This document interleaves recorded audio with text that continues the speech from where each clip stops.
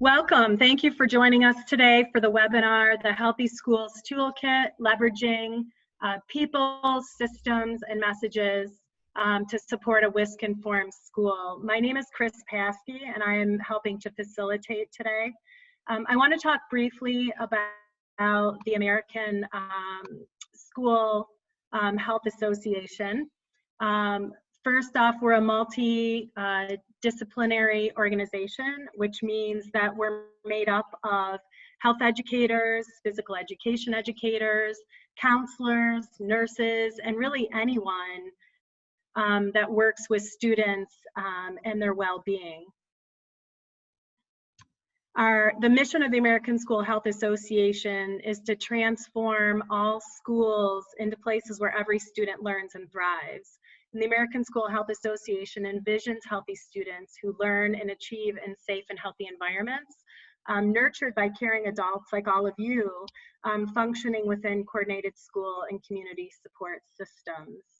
There's many great benefits to being an ASHA member. One being having access to the School of Journal Health, which is a peer-reviewed professional journal. Free continuing education credits, which I'll address how you can earn your credits for today's webinar at the end of the presentation. You have discounts that you can take advantage of, discounts on select American Academy of Pediatrics publications, as well as discounts to the Sex Ed Network, and job postings on our Career Center. A new feature of the Career Center, if you're looking for an intern or you're somebody who's looking for an internship, then definitely check out that Career Center. And lastly, important information and expertise. Access to the latest in school health through our annual conference and our biweekly newsletter. This year's annual conference will be held in Albuquerque, New Mexico. It's slated for the end of September.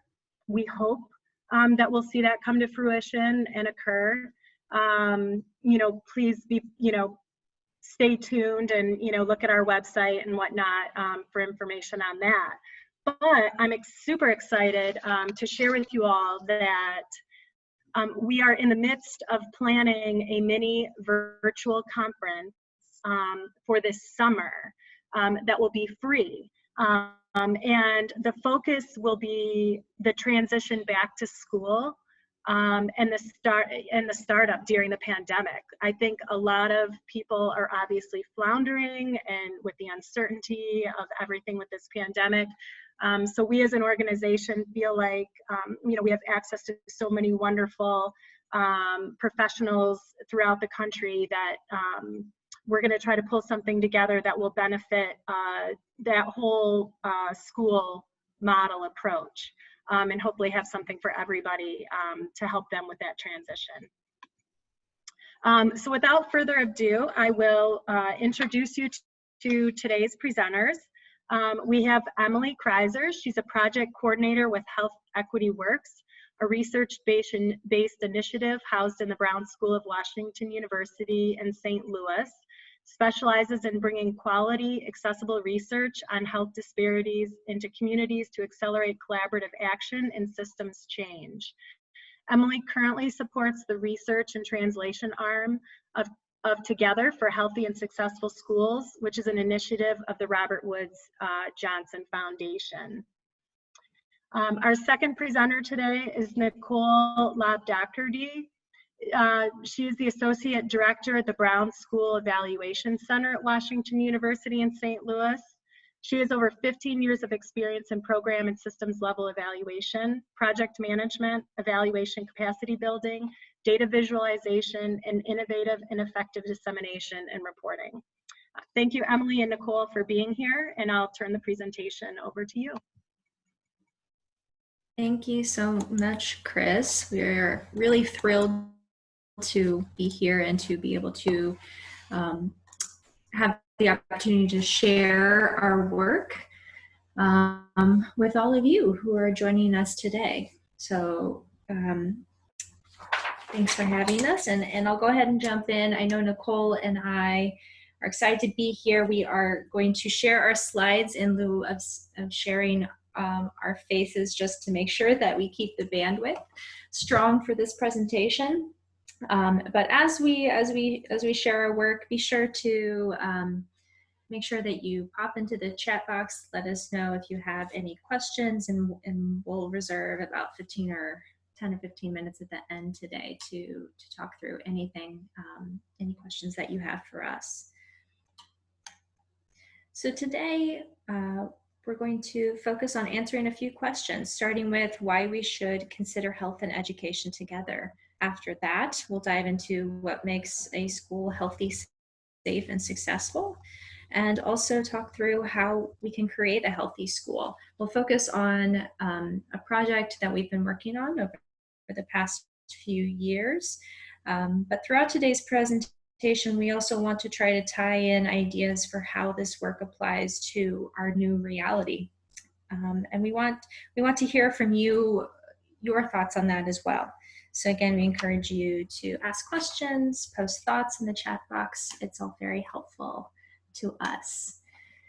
And by the end of today, we hope that all of you will feel prepared to examine the human and system factors that enhance or impede the process of implementing the whole school, whole community, whole child model. And also select or design strategies and processes detailed in the Healthy Schools Toolkit to assess networks, messages, and the systems needed to implement a school health model. So before we get started, we're gonna start with just a few questions for you. So Caitlin, this will be, if you don't mind, go ahead and launch the first poll series. So in front of you, you'll see 5 questions, I believe. The first of which, just asking whether you've heard of the whole school, whole community, whole child model. This model is commonly abbreviated as WSC or WSCC. If you haven't heard of the model, that's totally fine. We'll spend some time getting to know it. The second question asks you, to what extent do you agree that you have the tools to create a healthy school? This can be in general. Maybe there are some great tools that you know of that you want to share with others. Feel free to share those in the chat box. If you need specific tools, we also want to learn about that. What's missing from your current toolbox? And then the last 3 questions ask you to rate the importance of something in terms of how it helps you create a healthy school. So first, consider how important are people in creating a healthy school. What about systems?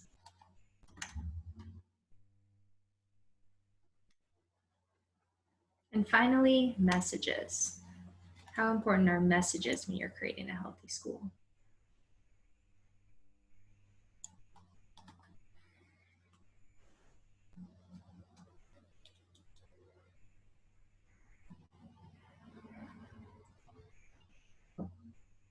So we'll give you maybe just 15 more seconds to, if anyone hasn't been able to answer the poll.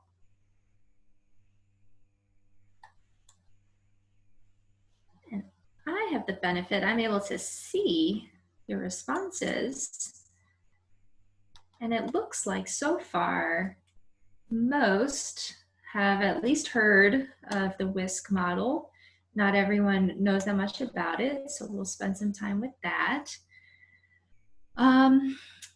So I'd say the majority somewhat agree that they have the tools to create a healthy school, which is really great. Hopefully today's webinar will give you another tool that you can consider.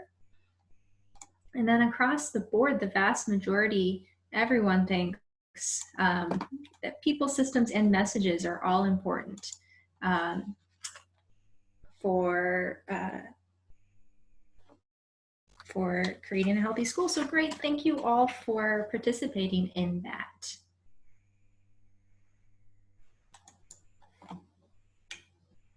That's really helpful just to give us an idea of where everyone is today. So we'll start today by grounding ourselves in why it's important to consider education and health together. For one, decades of research have shown that there is a clear synergistic relationship between education and health. Not only are higher levels of education associated with good health, but children and families who are in good health and have the opportunity to achieve good health tend to have better education-related outcomes. And many of you, I got to take a peek at the registrants. Many of you work in schools, support schools, are consultants for coordinate school health efforts. So you're probably intimately familiar with the ways that this bi-directional synergistic relationship plays out. You see it every day.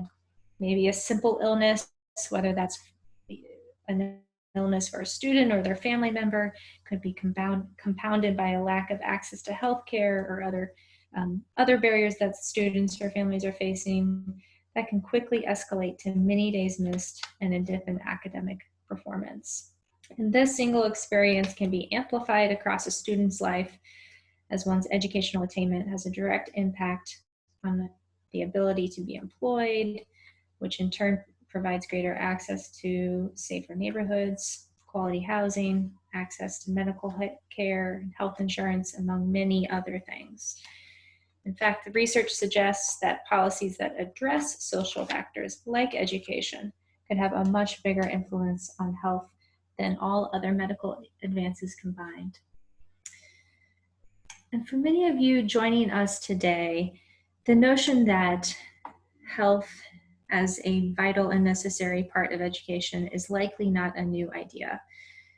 But it is an important place to start because it underlines the significance of the next question we want to tackle. What makes a school healthy? Put another way, what factors should schools consider as essential to making a healthy school? And this is likely a question that many of us are paying a lot more attention to as we're trying to figure out how do we create schools that promote health and well-being in the context of a global pandemic. So the image that you see on the screen here is what's called the whole school, whole community, whole child model, or WSCC, or WISC for short.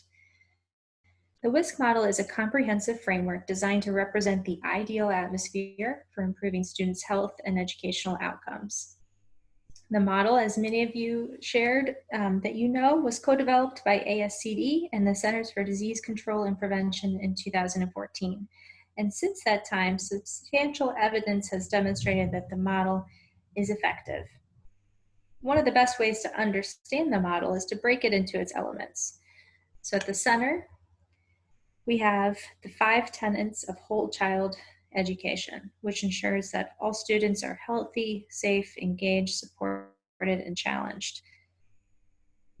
By putting this at the center of the model, we remind ourselves that the whole child should be at the center of everything that we do. The model also highlights 10 components that are needed to achieve whole child health and support the physical, social, emotional, academic, and cognitive aspects of students' development.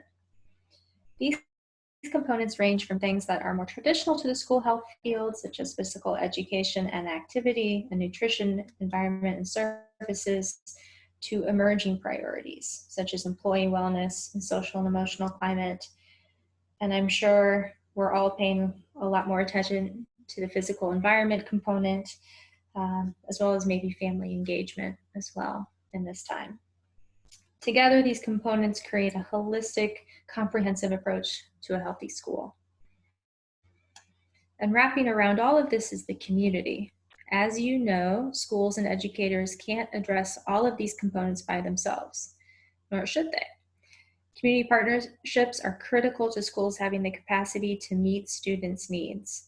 We are also reminded that not all communities have the same resources or face the same challenges. Some schools and districts may have easier access to partners who can respond to students' needs, while others don't. And all of this requires us to apply an equity lens to our work. And finally, there's the aspect of coordination. Although it's contained within a lot of other important aspects of this model, and sometimes it might be overlooked. The coordinating policy, process, and practice ring of the WISC model is perhaps the glue that binds everything together. And in fact, this is where our team's work related to the WISC model really started. We were interested, and schools and districts in our region in St. Louis, Missouri, were really interested in, well, how do we do this? How do we unpack what it means to align and coordinate policy, process, and practice? What does that take? And how do we do that in context to all of the components contained in the WISC model? And our answer to that, what we believe the how-to lies in, is understanding the people, the systems, and the messages necessary for implementation. As we like to say, frameworks don't implement themselves, but rather people who are supported and embedded within functional systems and armed with the right messages are able to implement frameworks. And over the past 2 years, our team has applied 3 different social science techniques: social network analysis, group model building, and message testing to identify and leverage,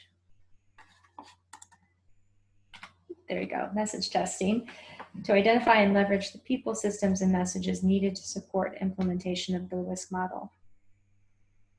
As Chris shared at the start, this work has been funded as part of Together for Healthy and Successful Schools, an initiative of the Robert Wood Johnson Foundation.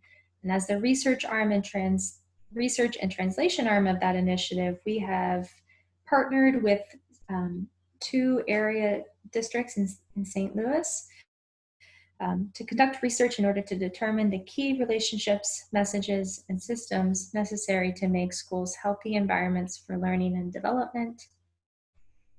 And using our findings, we worked with our partners to develop the Healthy Schools Toolkit, which is designed to help educators build healthy school communities that support the whole child and lead to student success. And we've been joined in this work by 2 co-grantees, America's Promise Alliance and Child Trends, who have focused on strategic action alignment and policy. And I'm going to turn it over to Nikole to share with us some more about the toolkit. Thanks, Emily. So we released this toolkit to school and district leaders in the St. Louis region this past summer. And we'll pause for a moment again for another quick polling question. We are interested, before today's webinar, were you familiar with the Healthy Schools Toolkit? And we'll just give you a moment to answer that question.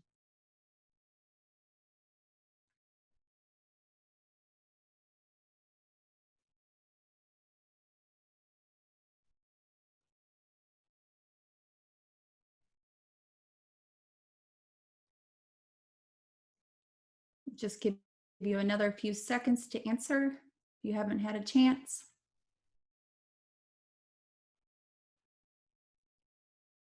Okay, so great. It looks like over maybe half of you had heard of it, but maybe haven't actually looked at the toolkit yet, but almost 40% of you had not heard of it. So this is a great opportunity for you to learn more about it.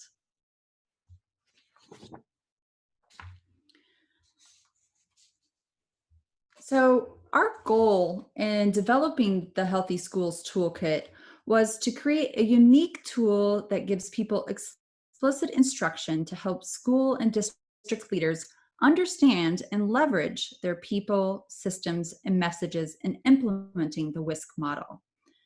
And we'll share in more depth later on. The toolkit is divided into 3 separate modules focused on people, systems, and messages. This allows schools and districts to do the work at their own pace and to order the work according to their needs. Over the next few slides, we'll provide a brief introduction to some of the features of the toolkit. One of the most important features of the toolkit is that it builds on and complements existing WSC resources.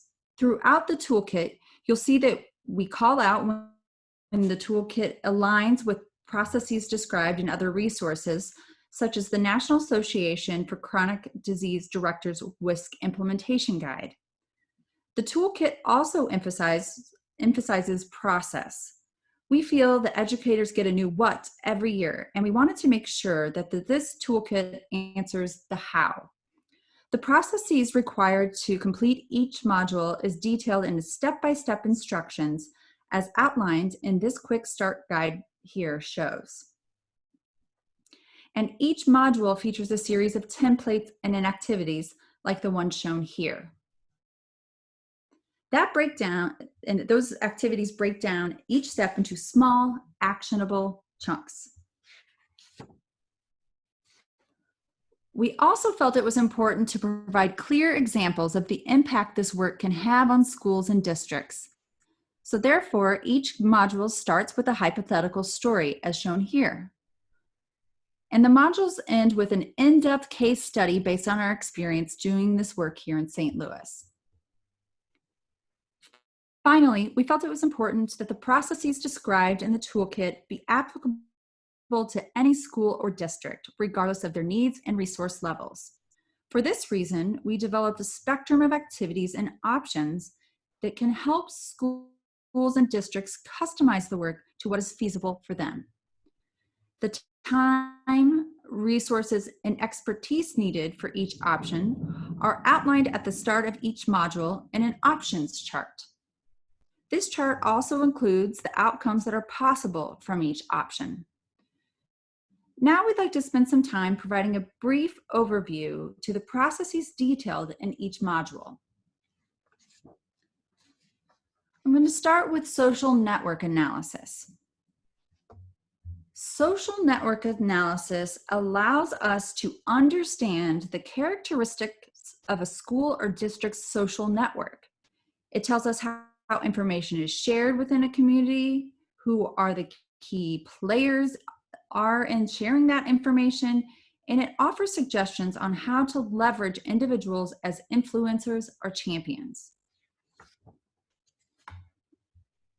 The social network analysis process is broken down into 6 steps in a toolkit. Within each of these steps, there are a variety of ways to customize the work to your informational needs and capacity. The 3 options by which you can customize your work align for slightly different outcomes. Option A helps you to identify potential key influencers based on recommendations. Option B builds on that and allows you to measure the frequency of communication and the level of trust that key influencers have with others in the social network. And option C takes it just one step further and provides a visual representation, a map, of the social network, thus providing you with more information about the barriers and the facilitators to sharing information. The network map that is possible if you choose option C is dense with information. Each dot represents an individual in a social network, and each line represents connections between those individuals. These dots can be colored and sized according to the individual's role and the number of connections they have with others. Depending on what option you choose to pursue, you can begin to understand some of the key characteristics of your school or district's social network, including the density of your network and the number of cross-role relationships that may exist. Both are key features that help predict how easy or difficult it may be for your school or district to implement change.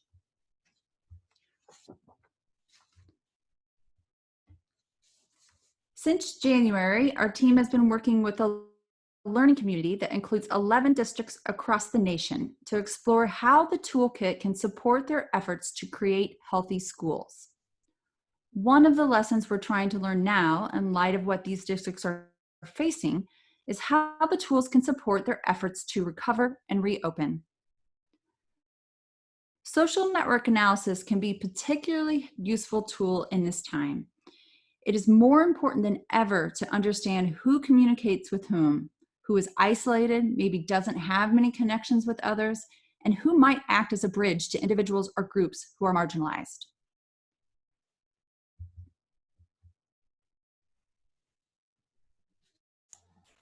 Thank you, Nikole.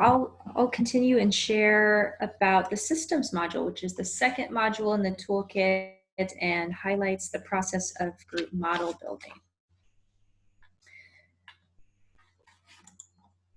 So group model building is a collaborative, iterative process that helps groups of people solve large, complex problems together.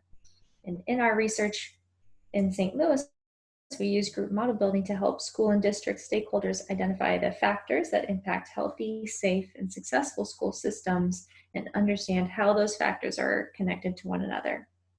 Group model building also allows stakeholders to identify opportunities to intervene and the intended and possibly unintended consequences of those interventions.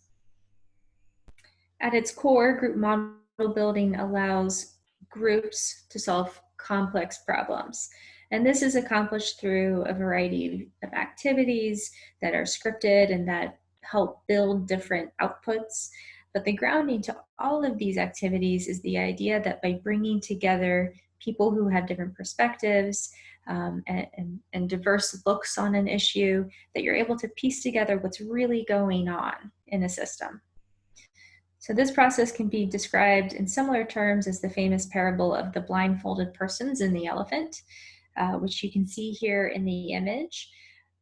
What this parable shares is that if a blindfolded person encounters an elephant's tail, he or she might think it were a rope, but if instead that person encountered an elephant's leg, he or she would think that it was a tree trunk.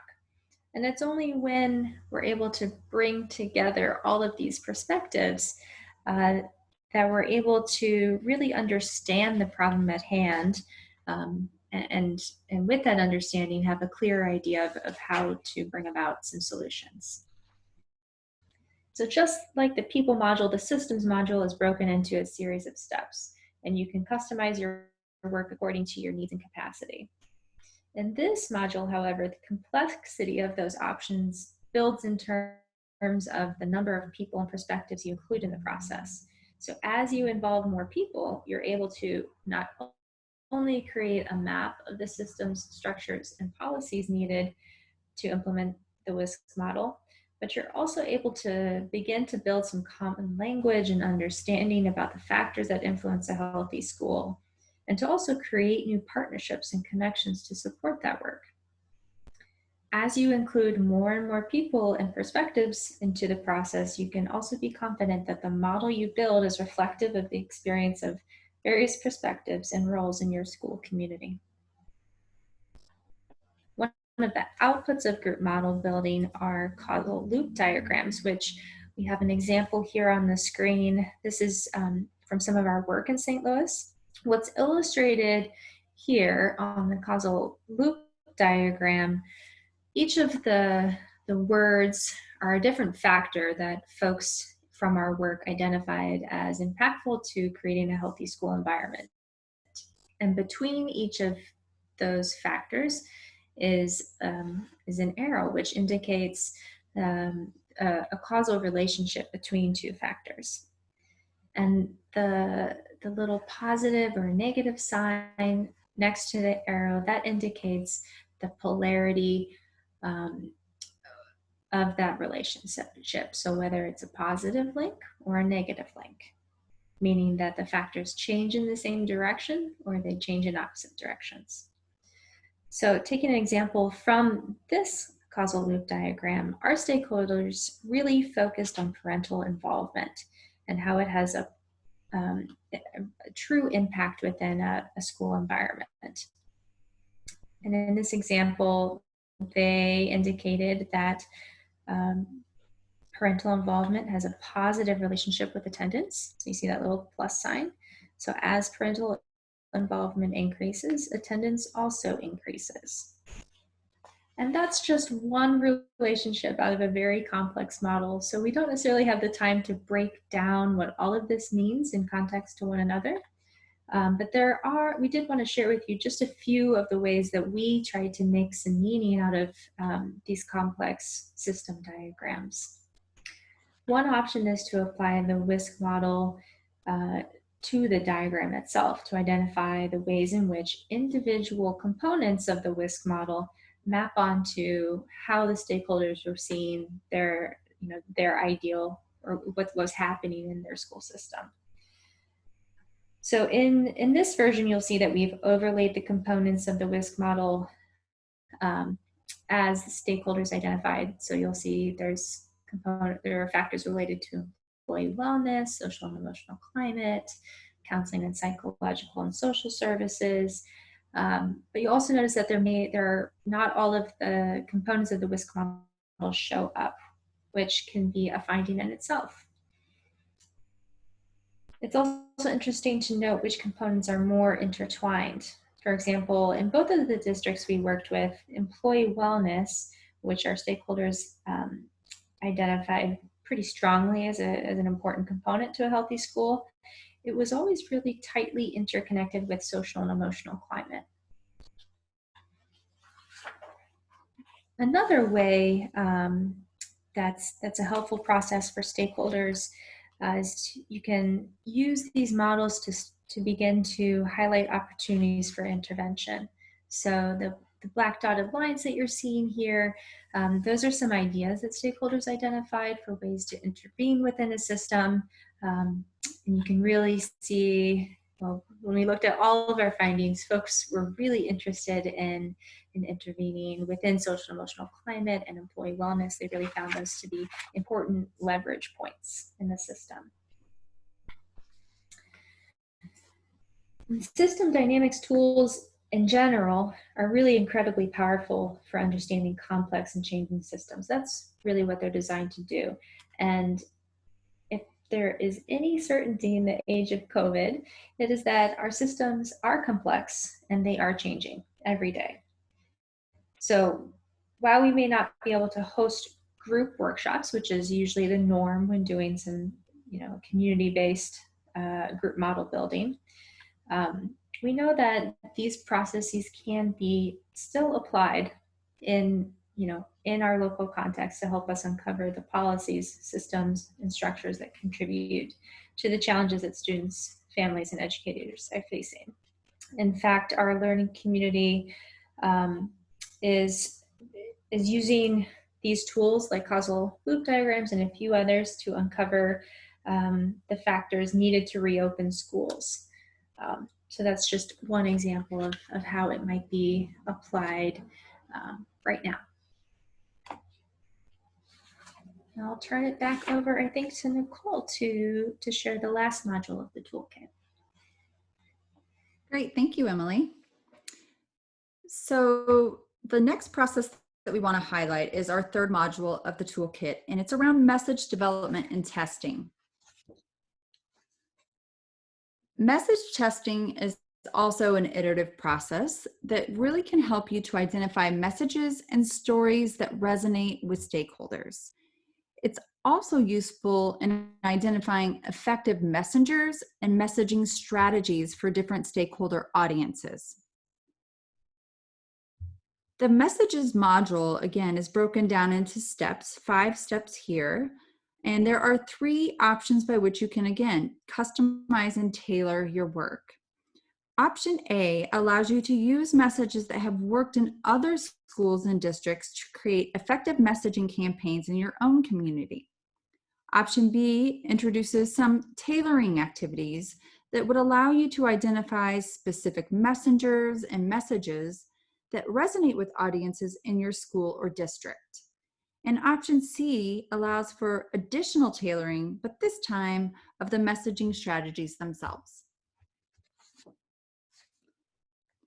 The output from message testing is a little less complicated than the outputs from our first 2 modules, but the messages here are ones that we tested very well among the schools and districts that we worked with.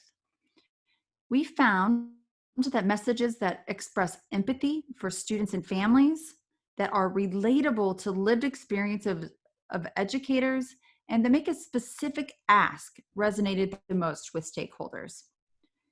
It is also important that those messages will be shared with well-connected and trusted leaders and peers. In these examples, you can see the themes of teamwork and empathy. As a result of working through the toolkit, you'll be able to understand 3 key elements of an effective message: the messenger, which is the who, the message, the what, and the messaging strategy, the how. For each of these elements, the toolkit provides some activities and tools that help schools and districts identify the specific who, what, and how that allows their messages to reach the right people and have the impact that they want. Consistent messaging shared by trusted leaders through effective channels is ever more important at this time and can help set a school's tone for recovery and reopening. For example, for messengers, the toolkit provides an overview of the unique communication-related qualities that different messengers provide to schools or districts. The toolkit also provides a messaging framing activity, which can guide schools and districts in developing and testing specific messages among different audiences. There's a lot to consider when it comes to messaging strategies. Do people at your school read and respond to email, or maybe text messages, maybe phone calls, or do they really prefer more one-on-one messaging? These factors and more are all addressed in the toolkit. So I'm going to kick it back to Caitlin again, who's going to have yet another poll for us. So there's just this final set of polling questions for you all. And again, the first question is to ask you to consider to what extent you agree the Healthy Schools Toolkit can help you create a healthy school.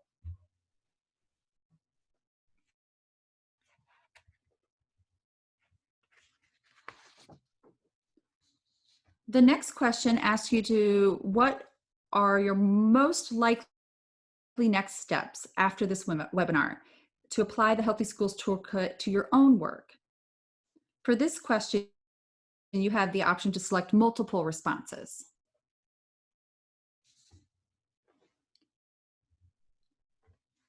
And finally, the last question, we ask you to reassess how important people, systems, and messages are to creating a healthy school.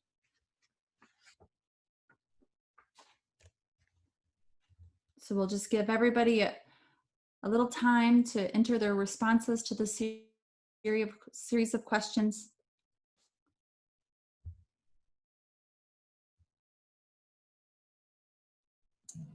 Yeah, I'll jump in and say that I did not make that multiple choice for that question, so my apologies. No worries. So pick your the option that resonates the most with you.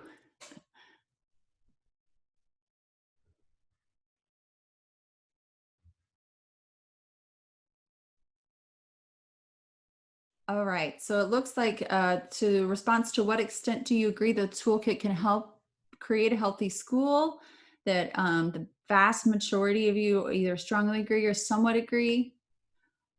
Most of you, when you're thinking about how you will apply, what kind of next steps you might take, most of you will read more about the toolkit modules and options and sharing the toolkit with colleagues. And then we have some similar responses from before, but almost all of you felt that people were very important, as well as the systems.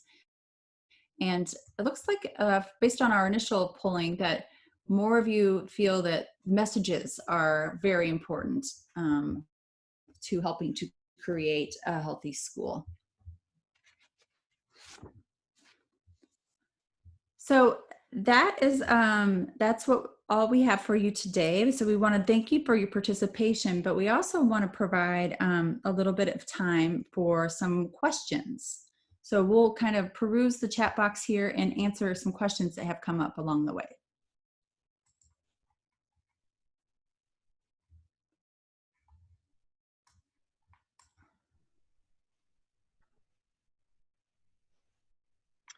Emily and Nikole, I wrote the questions down. Do you want me to ask, or do you just want to Yeah, do that's that? great.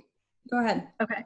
One of the first questions that came out was, do you have an evaluation tool for schools to self-evaluate? The SHI came up in the chat box, and then somebody else asked, does the toolkit help the district decide on a health curriculum and program, including mental health curriculum and SEL programs? And then the HECAT was raised for that. Are those the tools that the Healthy School Kit includes, or is there something different?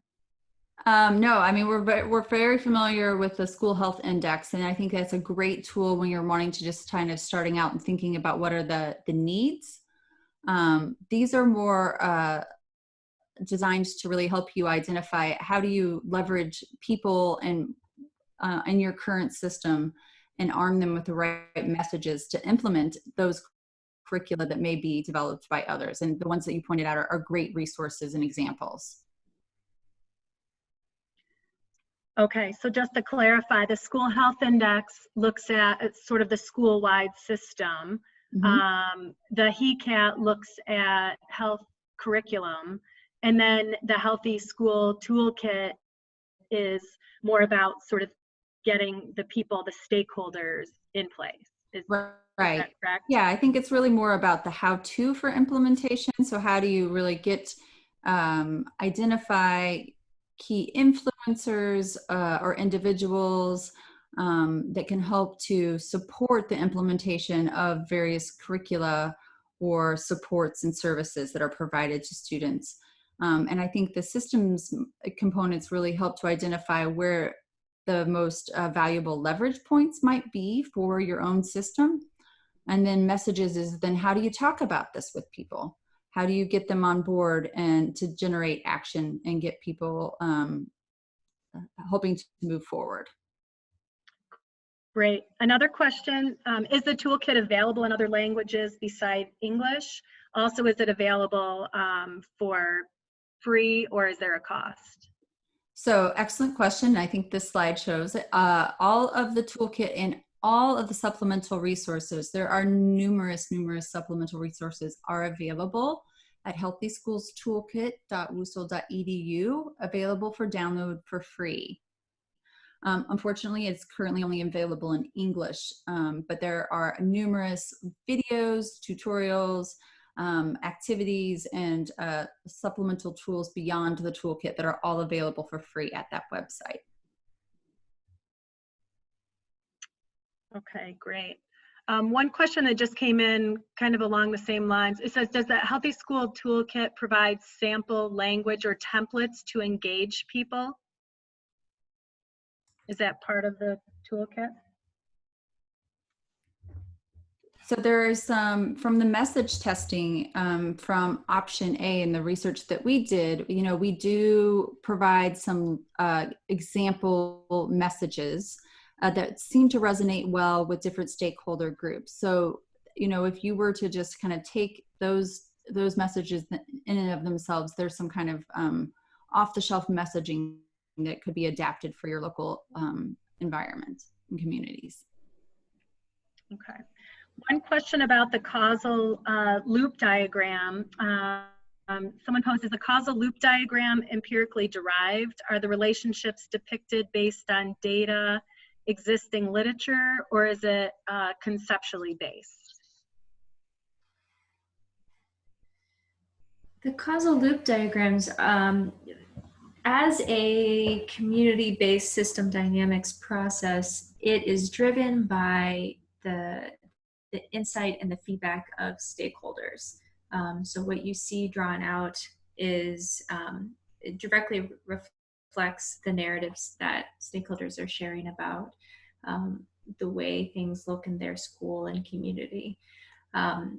Following the capturing of that thinking and that insight, our team, you know, worked with system dynamicists, the experts in the process, to look at it from the lens of research and to really identify maybe where we weren't able to capture specific components of the WISC model, or maybe where there, you know, maybe an insight that wasn't necessarily in line with research, and that gave us the opportunity to then go back to stakeholders in a second series of workshops and ask them some more questions about that, you know, a specific factor or other relationships. So system dynamics, you know, from a field perspective, there are multiple ways to integrate stakeholder input. So maybe the conceptual side of things, but also an empirical data perspective as well. And there should probably always be some balance in there. Great. Catherine said, thank you. Let's see. Oh, I just started. She said, thank you for a wonderful presentation. She said, what have you found to be a school district buy-in to try the Healthy Schools Toolkit? In other words, what is the pain point that gets a school leader's attention to start this work?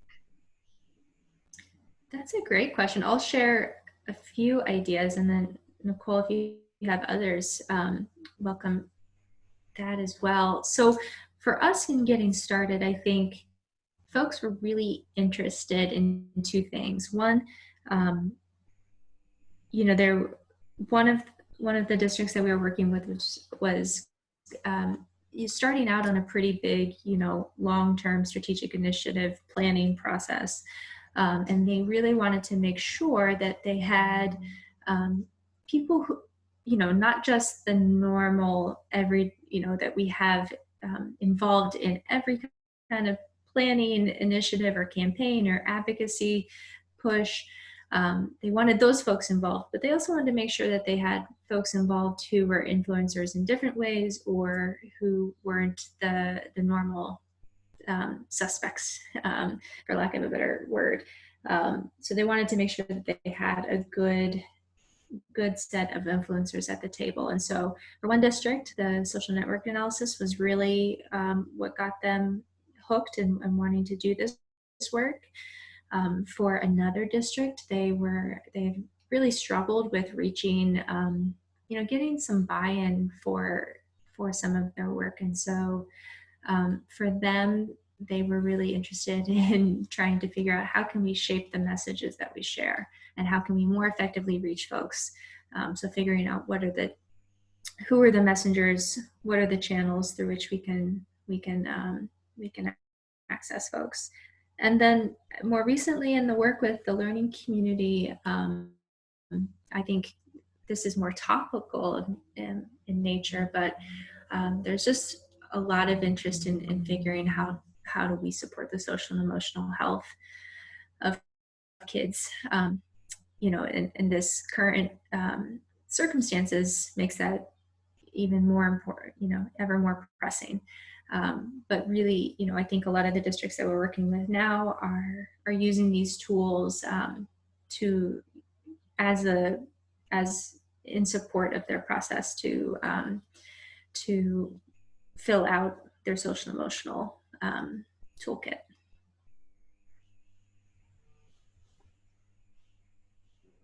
Great. One quick question. Somebody had noted that they said, why didn't health education come into the loop model? That's a good question. I'm trying to think back to which conversation it was part of and how that didn't come out. I think it was, you know, in those scenarios and in those conversations, you're really led by what's top of mind to folks. And so it could have just been that it didn't, that it wasn't the most urgent priority that came to folks' mind when they're thinking about, you know, what makes a healthy school environment, without remembering perfectly accurately. It could also be that might be a topic that folks feel is covered, or that the district does really well on. So that could be another reason for that. And this is Caitlin. That loop model you showed was just an example of one, correct? That's correct. So like Yep. what one community had gone through and worked through. That's correct. So another one could potentially, it could be in there. Absolutely, absolutely. And, you know, our approach to the causal loop diagramming was very broad, asking, you know, what factors are important for creating a healthy school environment. That could go any number of directions, but the process and the tool can be used for a much more specific question. You know, for example, if you are really honing in on, say, transportation for kids, how do we figure out a transportation system? You can narrow in as well. Another question that was asked, can you return to the question of equity and discuss a bit on how this tool supports using an equity lens in our work? Yeah, that is a great question, and one that we've been exploring, I'd say, in more variable ways with the learning community right now. You know, part of what we've been asking them to help us think through is how does this help your school or district think about equity and really practice equity in its work. So for one example that comes to mind is when we were teaching social network analysis and providing technical assistance to those districts to do their own social network analyses. We had a lot of conversations about you know, the process of doing a social network analysis includes developing a roster of potential key influencers in your school or district's social network. And built into that are the questions of, you know, who are we asking to recommend or nominate folks as part of that roster development process? How do we ensure that those, you know, our recommenders, our nominators are people who are representative of our communities in whatever way that, you know, in the multitude of ways that are important. So that could be from a racial or ethnic point of view. That could be in terms of, you know, the types of work that's, you know, that drives our communities. That could be, you know, folks from different backgrounds, folks who have different experiences facing different challenges and access or ability, and being really inclusive in that nominating and recommending process. I also think equity plays a role in definitely in the systems work in terms of, you know, always trying to push to make sure that those causal loop diagrams are looking at, so the slide that we shared where the action ideas or the opportunities for intervention were overlaid on top of that WISC model. You know, that's a really important, when you're doing that process, it's really important to make sure you have explicit, intentional conversations about, you know, how might this intervention impact different affinity groups or different, you know, folks who experience different things. What are the unintended consequences of changing our system in this way? What are we, you know, how would this intervention impact different students or different families or different communities? Great. One more question. What program, somebody was curious about the program that you used to format this report. So full disclosure, we actually worked with graphic designers to actually design this. So yes, we had experts at the table in helping us format it, but I believe they were using Adobe Creative Cloud products such as InDesign. Great. And the last question, let's see.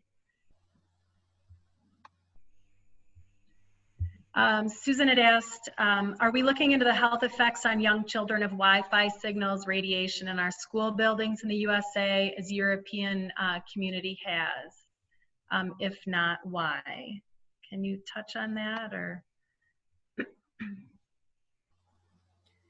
I think it's a great question. I don't know if I know much about that. I'm sure there's other people on the call that may have more expertise in this area.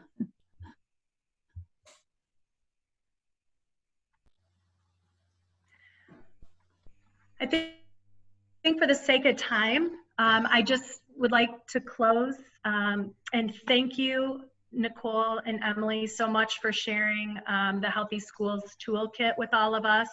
I'm sure almost everybody in the audience, their wheels are turning. So I think, this is great to kind of get those that motivation and the process started to make change within our schools.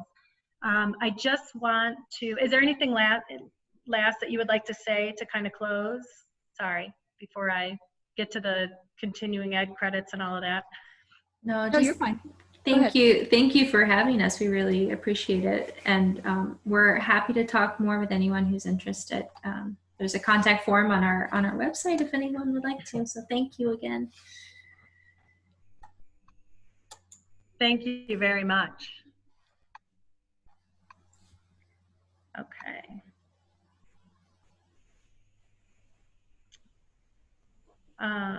Can everybody still see and hear me? I hope. My screen is being a little weird here. Continuing education credits. There will be an email sent out tomorrow that will give you the link to the evaluation, the presentation, a recorded version of the webinar, so you don't have to worry about, if you didn't get notes taken and whatnot, but you'll be able to, have all of that videoed. We have another webinar coming up on 5/21, Health Ed Specialist Practice Analysis 2, findings and recommendations to the field. So definitely, if you can, join us for that. If you want to get a hold of us, here's our website and phone number. We'd love to hear from you. Please remember or watch for, stay tuned for the summer virtual conference that will be coming up in this summer sometime.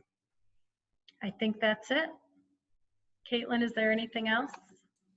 Nope, that's it. Just stay tuned for the email tomorrow with all of the resources and evaluation. And thank you all for joining us.